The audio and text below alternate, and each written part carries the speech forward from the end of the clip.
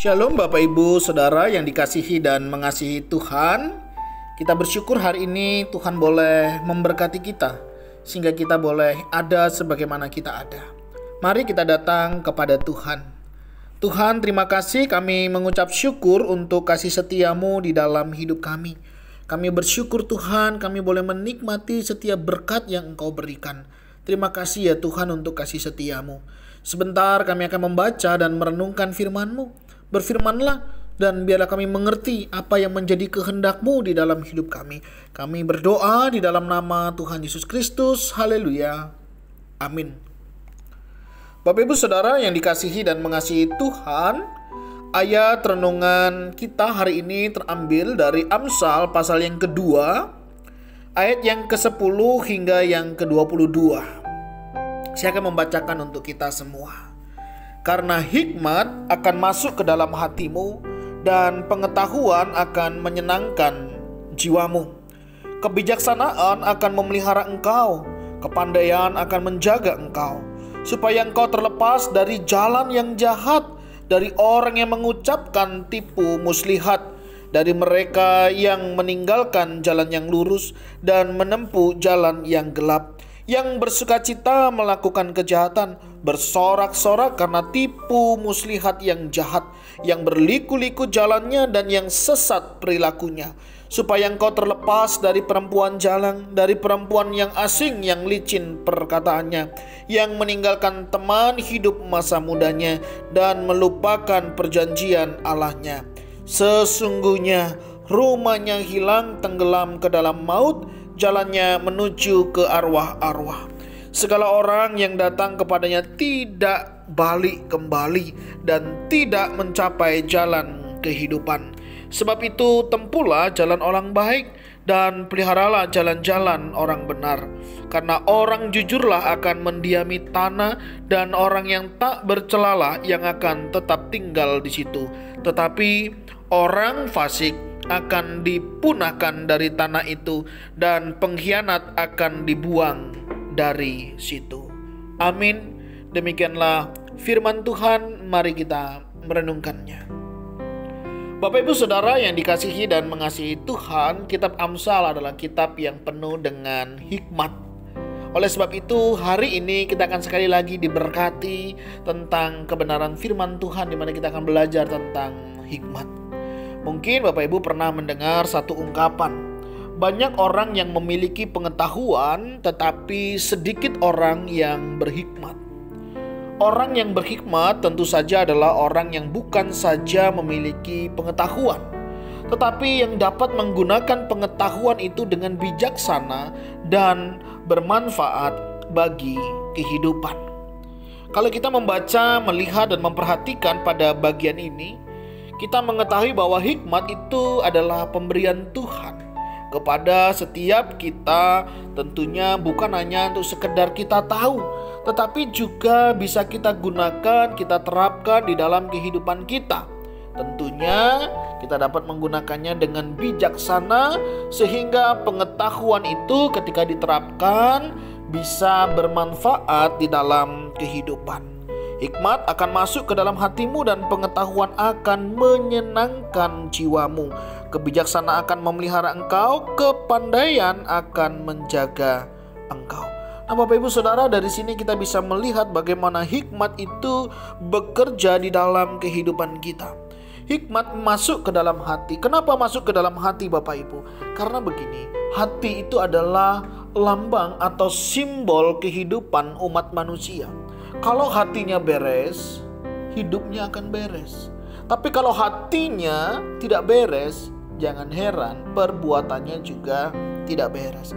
Sehingga kalau hikmat itu di mana bukan hanya sekedar pengetahuan tetapi juga bisa digunakan dengan bijaksana dan menjadi berkat, pasti hatinya boleh meluap-luap dengan kebaikan. Karena apa yang masuk itulah yang akan keluar. Kalau dia memiliki hikmat, hatinya dipenuhi dengan hikmat, maka perbuatannya, kehidupannya akan menjadi berkat. Kebijaksanaan akan memelihara engkau. Dengan hikmat kebijaksanaan, kita boleh menjadi orang Kristen yang menjadi berkat. Mungkin kita banyak tahu, tapi permasalahannya apakah yang kita tahu itu boleh kita gunakan, kita terapkan di dalam hidup kita. Pengetahuan kita tentunya harusnya boleh mempengaruhi kehidupan kita. Sebagaimana Injil itu memberikan perubahan di dalam hidup kita, memberi pengaruh.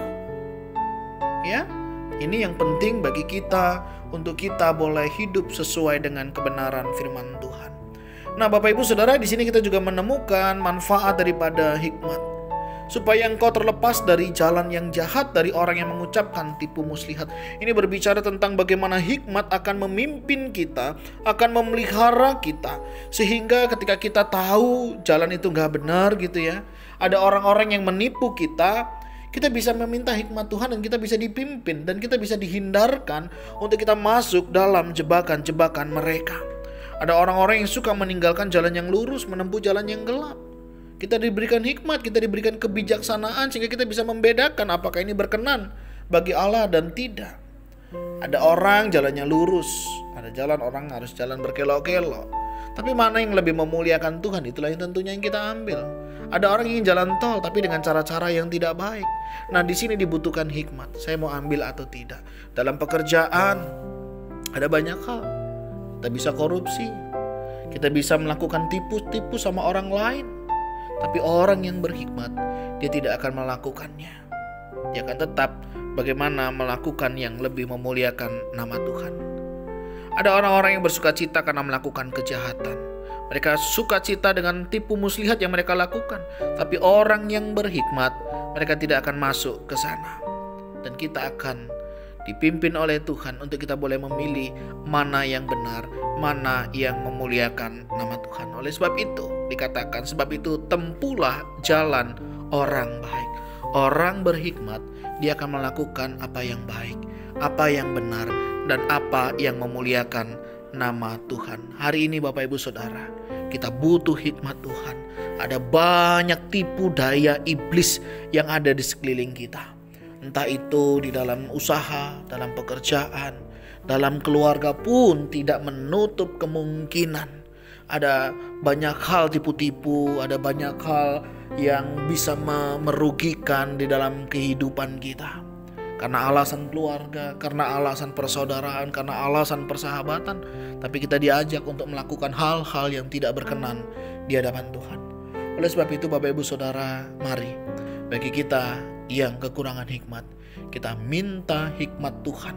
Supaya apa? Supaya kita bisa membedakan mana kehendak Allah dan mana yang bukan kehendak Allah. Sehingga setiap kita akan dituntun untuk hidup di dalam kebenaran dan hidup memuliakan nama Tuhan. Tuhan, terima kasih.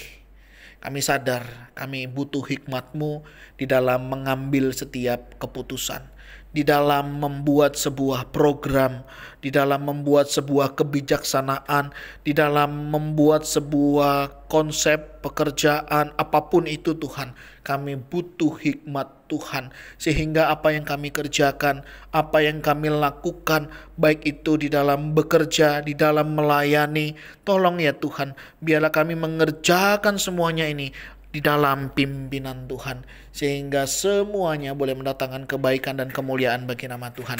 Kami berdoa Tuhan, kami serahkan semuanya ini ke dalam tangan-Mu, di dalam nama Tuhan Yesus Kristus. Haleluya, amin. Bapak Ibu, demikianlah firman Tuhan. Kiranya Tuhan Yesus memberkati kita sekalian. Shalom.